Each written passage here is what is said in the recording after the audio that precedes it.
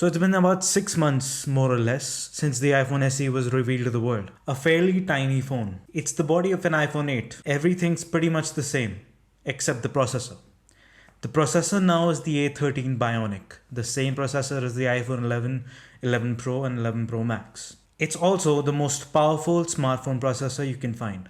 And priced at $400, it's fairly affordable too. But do the dated looks, the low-res screen, make the phone any less worthy than the competition you might find in the same price range? I don't think so. Let me tell you why.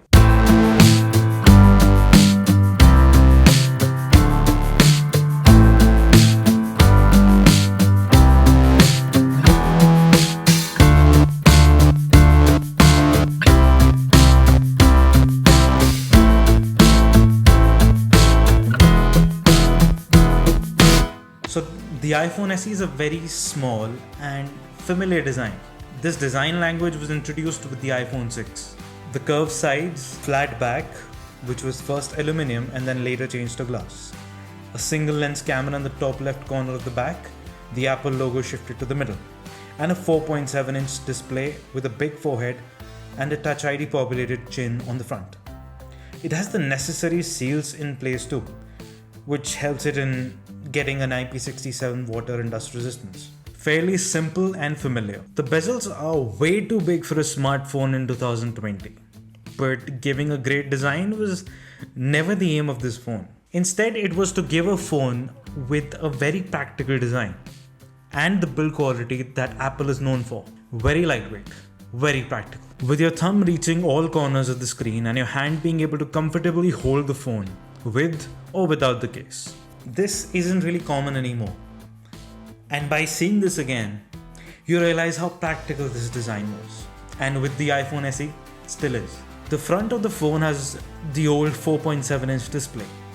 It has the Retina resolution, basically meaning it's a 750p display, which means that from a decent viewing distance, you won't really be able to see the pixels. And it's the same resolution as the iPhone XR.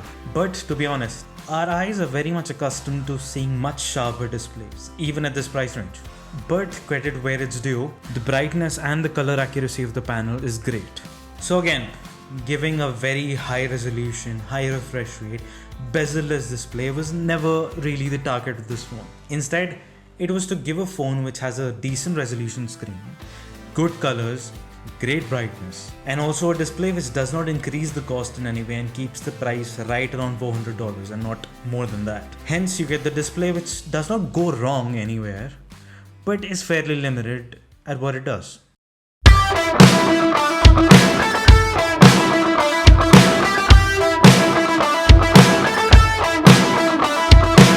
Going inside the phone, we find the best part of the phone. The processor. A13 Bionic is a processor straight from the most expensive iPhone. And as a result, it's very safe to say that the iPhone SE is the best performer you'll get in this price range. In fact, it's even better than most of the expensive Android phones you can find in the market currently. And combining that with the very well optimized iOS, the iPhone SE handles everything easily. It can be the most intense tasks, games or apps. The iPhone SE works like a charm and everything remains open for a considerable time because of the well-optimized RAM. Along with that, the iPhone SE is the only phone which is gonna get software updates for the next 5 years. So in case you want a phone which performs the best in this price range and you want to keep it for the next 5 years, iPhone SE is the way to go. And the A13 Bionic is also responsible for making another thing better about this phone. That's the camera. The camera is the same as the iPhone 8 when it comes to hardware. But what has changed is the image processing.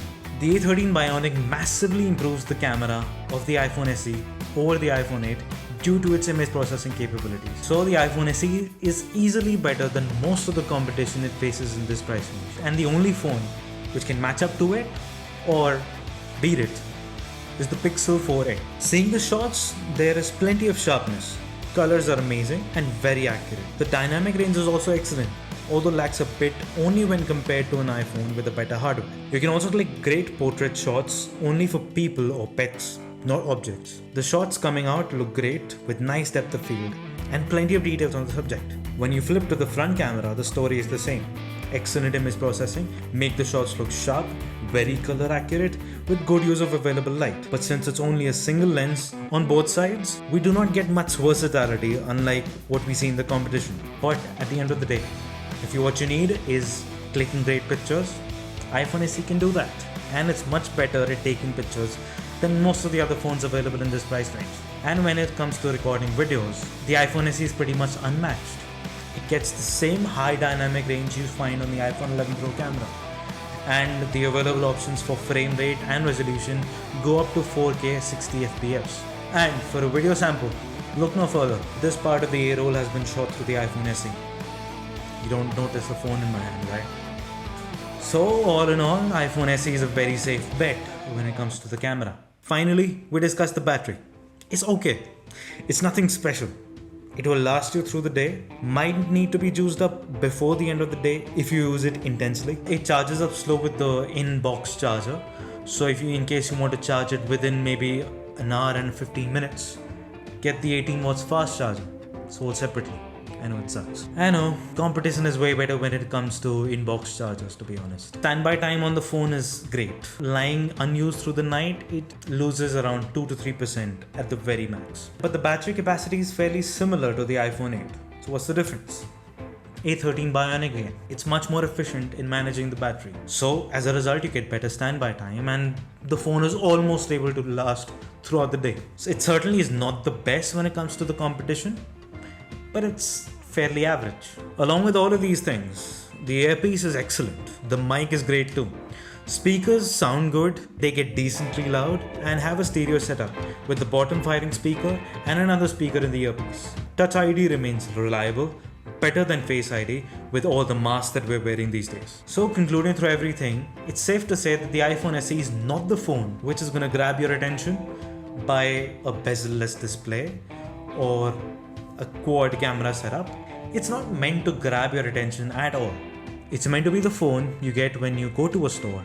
You ask for the cheapest available iPhone, and what you get is something that is reliable, practical, affordable, and will stay in your pocket for the next 5 years. And if all of these things are what you want in a phone, iPhone SE is a very safe bet and you should go for it without any hesitation. But if you want a phone which has a higher refresh rate display, less bezels, better battery life, bigger size, maybe go for the OnePlus Nord or some other phone which offers you all of this in the same price range.